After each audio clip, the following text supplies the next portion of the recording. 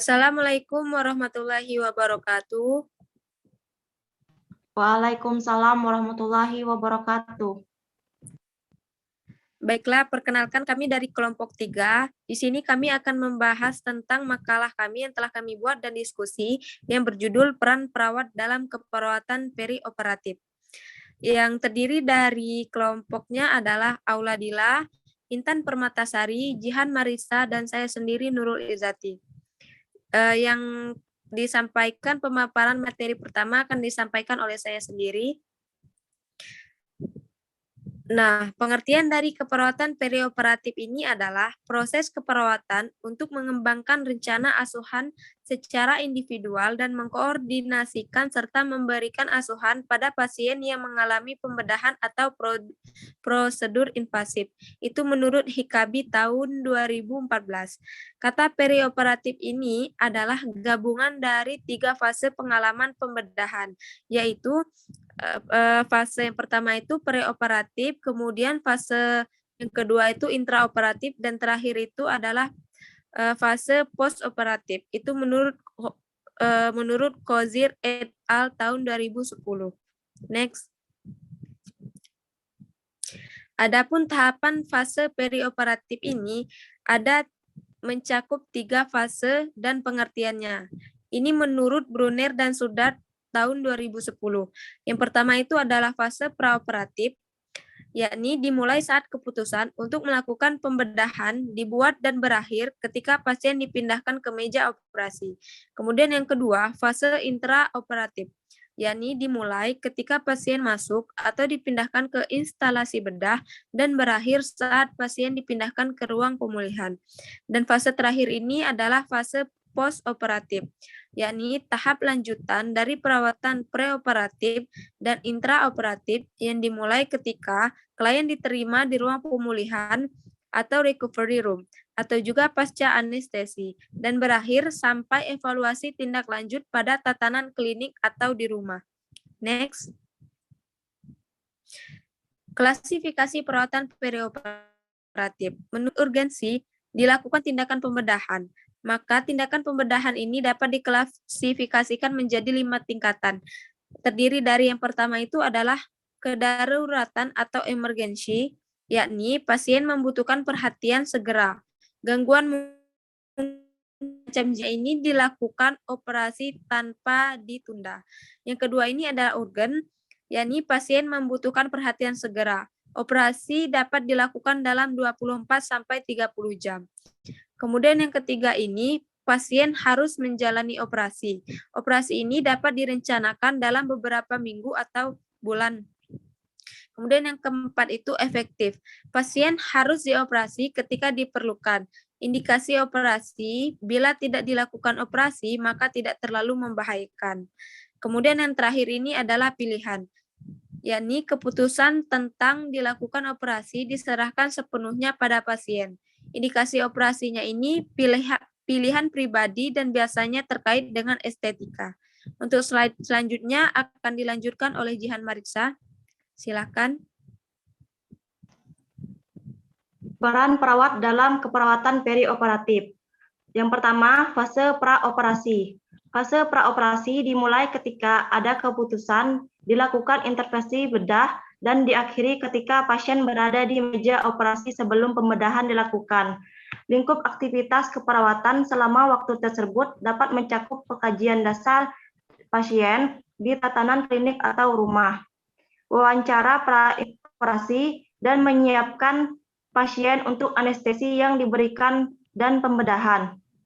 Menurut Majid Judah Istana tahun 2011, tujuan keperawatan operasi yang pertama, menciptakan hubungan yang baik dengan pasien, memberikan penyuluhan tentang tindakan anestesia. Yang kedua, mengkaji, merencanakan, dan memenuhi kebutuhan pasien. Yang ketiga, mengetahui tindakan anestesia. Dan yang keempat, mengantisipasi dan menanggulangi kesulitan yang mungkin timbul. Next. Dalam menerima pasien akan menjalani tindakan anestesi, perawat anestesi wajib memeriksa kembali data dan persiapan anestesi. Di antaranya, yang pertama, memeriksa identitas pasien, dan keadaan umum pasien. Selanjutnya, kelengkapan status atau rekam medik. Yang ketiga, surat persetujuan operasi dari pasien atau keluarga. Dan yang keempat, data laboratorium, ronsen, EKG, dan lain-lain. Dan yang terakhir, gigi palsu, lensa kontak, perhiasan, cat kuku, lipstik, dan lain-lain. Dan yang kedua, mengganti baju pasien dengan baju operasi. Ketiga, membantu pasien untuk mengosongkan kandung kemih.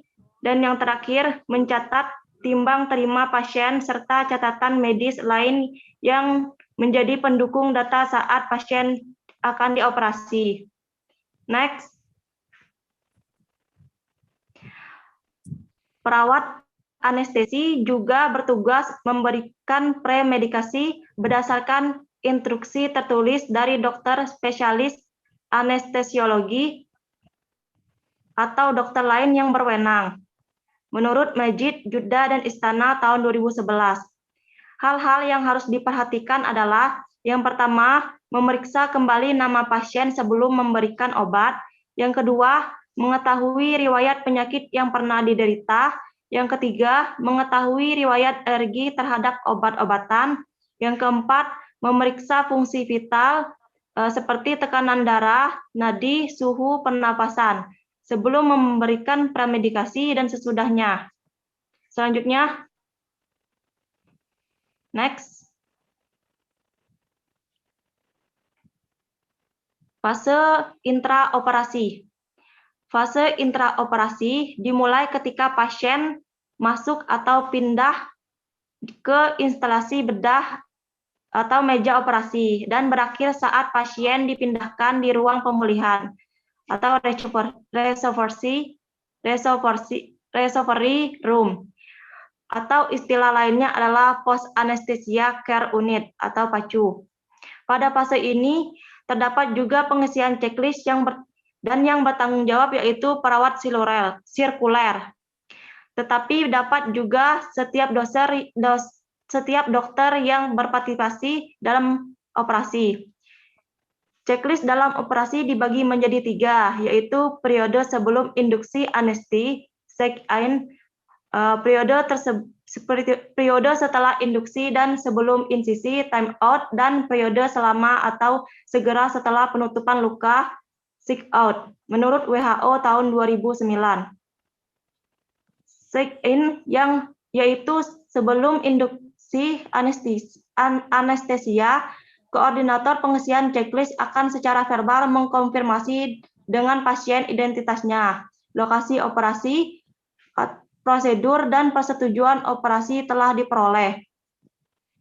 Pada fase time out, tim akan berhenti sesaat sebelum sayatan kulit untuk mengkonfirmasi dengan keras bahwa operasi yang sedang dilakukan pada pasien yang benar dan lokasi yang benar. Nah, pada fase check out, tim akan meninjau bersama operasi yang dilakukan, kelengkapan jumlah spons, instrumen, serta label dari setiap spesimen bedah yang diperoleh. Selanjutnya akan dibacakan oleh Intan Permatasari.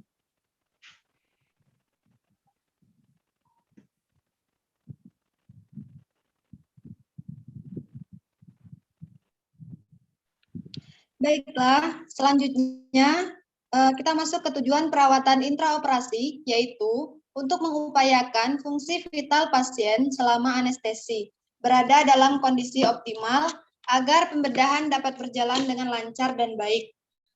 Menurut Majid, Juda, dan Istiana tahun 2011. Sebelum tindakan anestesi, perawat anestesi wajib yang pertama, melakukan pemeriksaan kembali nama pasien, data diagnosa, dan rencana operasi. Yang kedua, mengenalkan pasien kepada dokter spesialis anestesiologi, dokter ahli bedah, dokter asisten, dan perawat instrumen.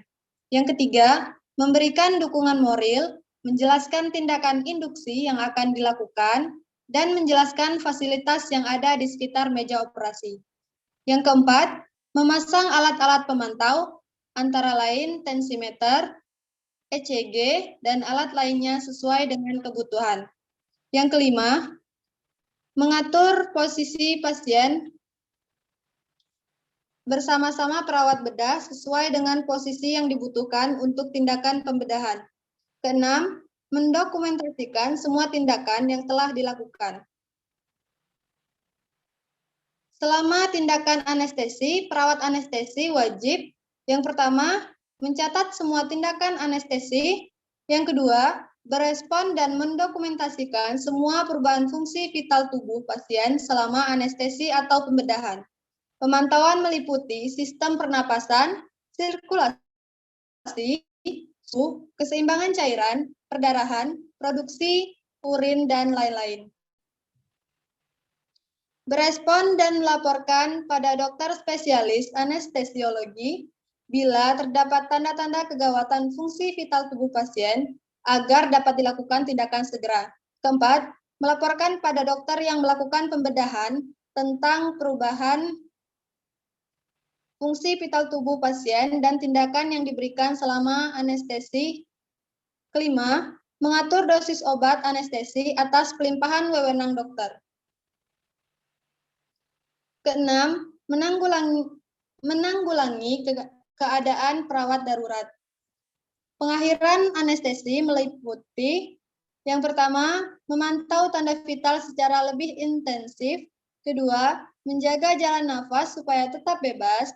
Ketiga, menyiapkan alat-alat dan obat-obat untuk pengakhiran anestesi atau ekstubasi. Keempat, melakukan pengakhiran anestesi dan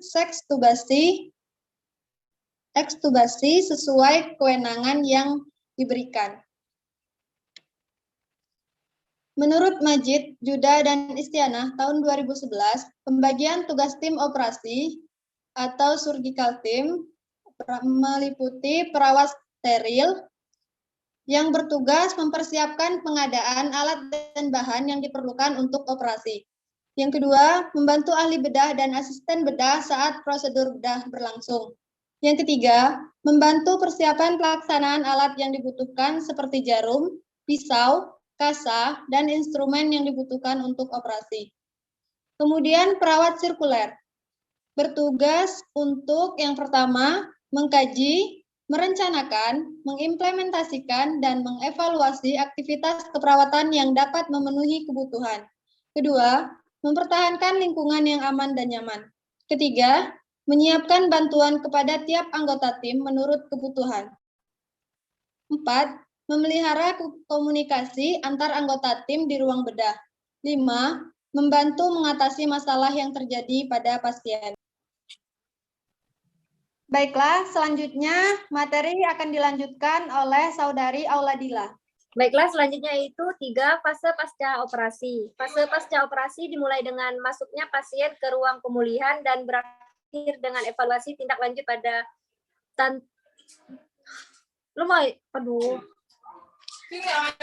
Baiklah, yang selanjutnya itu 3 fase pasca operasi. Fase pasca operasi dimulai dengan masuknya pasien ke ruang pemulihan dan berakhir dengan evaluasi tindak lanjut pada tatanan klinik atau ruang perawatan bedah atau di rumah di rumah.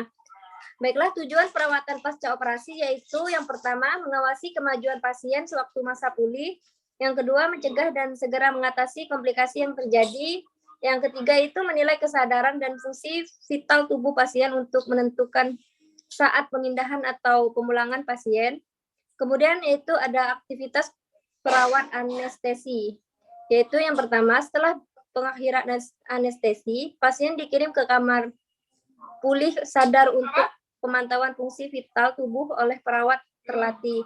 Nah, yang kedua itu bila dianggap perlu, pasien dapat langsung dikirim ke ruang rawat khusus atau misalnya ICU.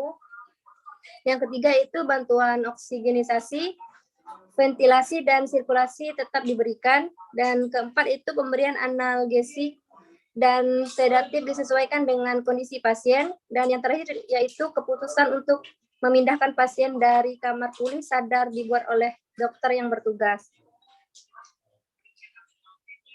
Baiklah, mungkin hanya itu pemaparan hasil diskusi kelompok kami. Saya akhiri, terima kasih. Dan wassalamualaikum warahmatullahi wabarakatuh.